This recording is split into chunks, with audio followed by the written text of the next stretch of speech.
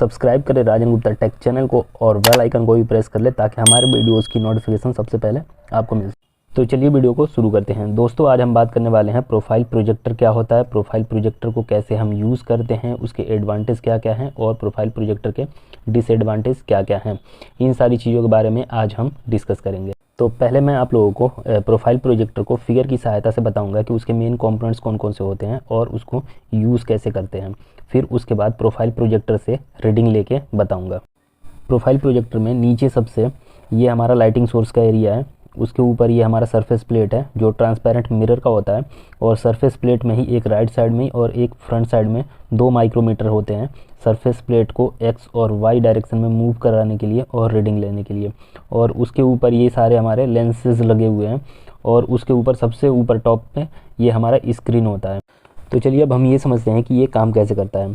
हम जब भी प्रोफाइल प्रोजेक्टर को ऑन करते हैं तो नीचे से जो लाइटिंग है ये सारी ऑन हो जाती हैं, लाइट्स कैमरा सारी चीज़ें ऑन हो जाती हैं। उसके बाद जिस भी पार्ट को हमें चेक करना है, जो हमारा ऑब्जेक्ट है उसे हम सरफेस प्लेट पर रखते हैं। तो नीचे से जो लाइटिंग पड़ती है ये ट्रांसपेरेंट मिरर से होके हमारे ऑब्जेक्ट से होके ये जो ऊपर लेंसेज लगे हैं इसमें मैग्नीफाइंग होती है और मैग्नीफाई होके ये जो हमारा स्क्रीन है, स्क्रीन पे ये हमारे पार्ट का एक बड़ा सा पिक्चर बन जाता है, उसकी हमें रीडिंग लेनी होती है। अब हम बात करते हैं कि प्रोफाइल प्रोजेक्टर के एडवांटेजेस और डिसएडवांटेजेस के बारे में।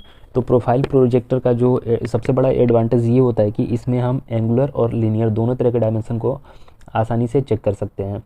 और जो ये हमारा प्रोफाइल प्रोजेक्टर होता है इसका सबसे बड़ा डिसएडवांटेज ये है कि ये साइज में बहुत बड़ा होता है और भारी होता है, तो इसे हम एक जगह से दूसरी जगह नहीं ले जा सकते हैं।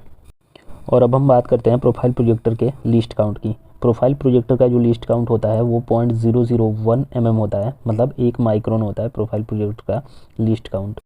ये जो हमारा प्रोफाइल प्रोजेक्टर है ये हमारा मैनुअल प्रोफाइल प्रोजेक्टर है। मैनुअल प्रोफाइल प्रोजेक्टर में क्या होता है कि जब हमें एंगुलर कोई वो डायमेंशन चेक करनी है तो एंगुलर डायमेंशन चेक करने के लिए हमें जो स्क्रीन के साइड साइड में रीडिंग्स लिखी होती हैं उससे हमें रीडिंग पढ़नी होती है, और लीनियर डायमेंशन के लिए हमें जो माइक्रोमीटर दिए हुए हैं उन पर से रीडिंग पढ़नी होती है। ये जो हमारा प्रोफाइल प्रोजेक्टर है ये मैनुअल प्रोफाइल प्रोजेक्टर है, तो इसकी सहायता से मैं आप लोगों को रीडिंग लेके दिखाऊंगा। प्रोफाइल प्रोजेक्टर की सहायता से आज मैं आप लोगों को ओनली एंगल चेक करके बताऊंगा। जो लीनियर डायमेंशन लेनी है उसके लिए मैं एक अलग वीडियो बनाऊंगा। तो ये जो हमारा प्रोफाइल प्रोजेक्टर है इसको मैंने ऑन कर लिया है। अब ये जो हमारा है ये हैंड व्हील होता है जिसकी सहायता से हम जो हमारा सरफेस प्लेट है उसको ऊपर नीचे करके फोकस करते हैं। इसके बारे में मैंने आप लोगों को नहीं बताया था फिगर में। इसकी सहायता से हम सरफेस प्लेट को ऊपर नीचे करते हैं।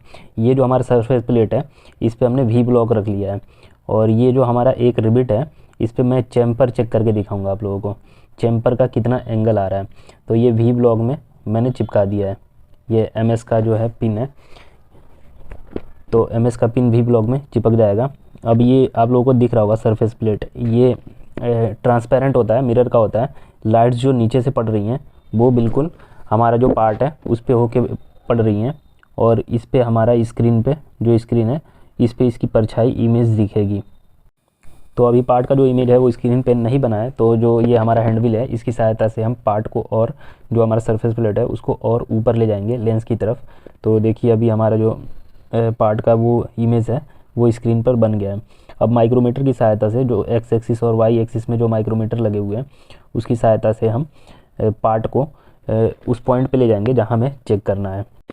स्क्रीन पे जो ये 2 लाइनें बनी होती है ये एक्स एक्सिस की लाइन है और ये वाई एक्सिस की लाइन है।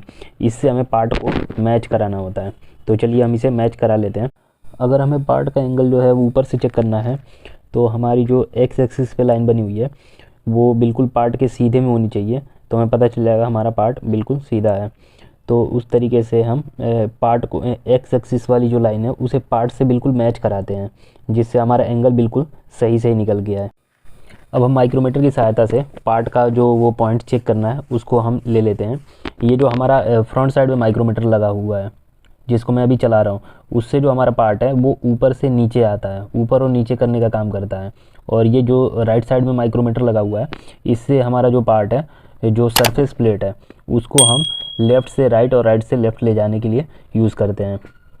तो अभी हम देख लेते हैं हमारा जो एंगल है वो कहाँ से बन रहा है, वहाँ से हम एंगल को चेक करेंगे।